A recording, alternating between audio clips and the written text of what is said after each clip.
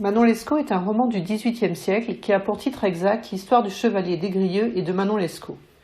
Ce roman est un roman du siècle des Lumières, ce qui implique de se pencher sur le contexte historique et culturel de cette époque. Quelle est la particularité du XVIIIe siècle ? Le XVIIIe siècle est le siècle des Lumières. Il s'étend de la mort de Louis XIV en 1715 à la Révolution de 1789. Ce mouvement européen cherche à imposer la raison et les sciences et lutte contre l'obscurantisme lié aux pratiques religieuses et superstitieuses. Il remet en cause le despotisme monarchique et défend la liberté de penser et de croire. Éducation et tolérance sont les idées prônées par les philosophes de ce siècle. En France, Voltaire, Rousseau, Diderot et bien d'autres sont à l'origine de cette révolution de la pensée qui débouche sur la Révolution française. Mais alors revenons un instant à Louis XV. Il n'a que 5 ans quand Louis XIV meurt. Philippe d'Orléans devient le régent, il quitte Versailles et s'installe à Paris, au Palais Royal. Dans la capitale, l'aristocratie oublie l'austérité et la rigueur morale de la fin du règne de Louis XIV et jouit des plaisirs de la fête. Le libertinage devient le mode de vie d'une certaine élite. On va retrouver dans ce texte notamment tout le questionnement autour du libertinage. Manon Lescaut présente un schéma narratif complexe. L'abbé Prévost, c'est l'auteur, et le narrateur premier du livre, c'est Renancourt, un honnête homme qui rencontre à 2 reprises le personnage de Des Grieux.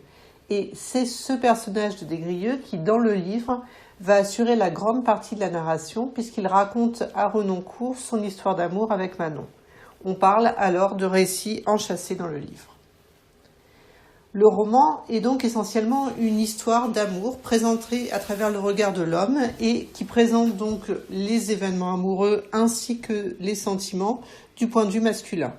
C'est une histoire d'amour qui va être faite de souffrance et de bonheur. Manon Lescaut est décrite donc à travers le regard de l'homme et on découvre dans le roman une femme très séduisante et libre. Elle est libertine, courtisane, c'est-à-dire qu'elle peut utiliser ses charmes pour en tirer profit, notamment auprès d'hommes riches, et cependant, son amour pour Des Grieux semble sincère. L'amour qui unit Manon Lescaut et le chevalier Des Grieux est donc complexe, réciproque, mais il est rendu aussi difficile par les contraintes sociales de l'époque, ainsi que par le caractère de Manon. C'est donc un amour passionnel qui fait d'un amour très fort, mais aussi de grandes difficultés. Cette relation entre les 2 personnages conduit à différentes aventures. Dès le début, Manon Lescaut est enlevée. Ensuite, les personnages doivent fuir, ils commettent des escroqueries, des vols, des tricheries. Des Grieux se retrouve séquestré par son père, puis il doit partir en prison. Ensuite, les 2 amants quittent la France, ils partent en Amérique. C'est donc une sorte de roman d'aventure qui est proposé dans ce livre, qui est fait de nombreux rebondissements. La fin de leur histoire d'amour marque la fin de ce roman d'aventure.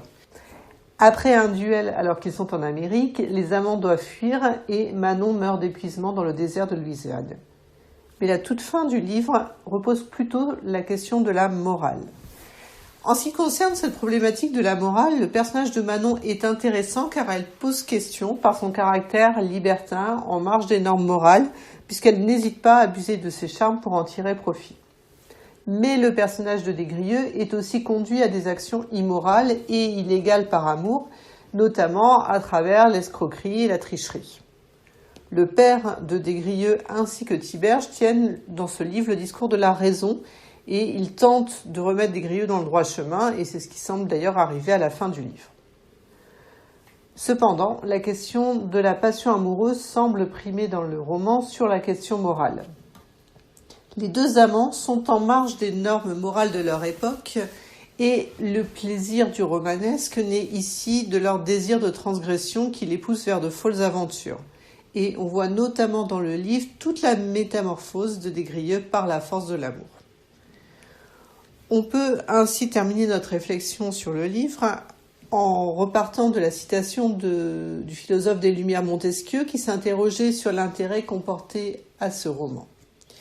Montesquieu disait « Ce qu'il y a de fort dans Manon Lescaut, c'est le souffle sentimental, la naïveté de la passion qui rend les 2 héros si vrais, si sympathiques, si honorables, quoi qu'ils soient fripons.